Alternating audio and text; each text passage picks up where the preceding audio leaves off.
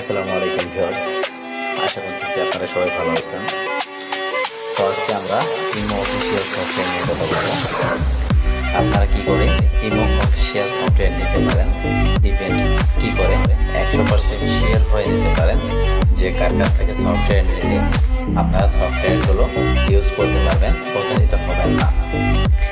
এই সফটওয়্যারগুলো ইমো সফটওয়্যারগুলো আপনারা যে দেখতেছেন, এই 6টি সফটওয়্যার, এগুলোর কিন্তু আগের একটা ভার্সন ছিল আর 6টি সফটওয়্যার আপনারা হয়তো ভালো করে অনেকেই জানেন বা অনেকেই ইউজ করেছেন।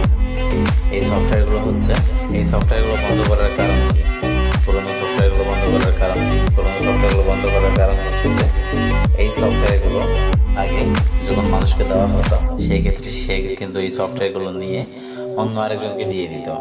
যাকে দিত সেও ইউজ করতে পারতো, যে নিত সেও কিন্তু ইউজ করতে পারতো। অর্থাৎ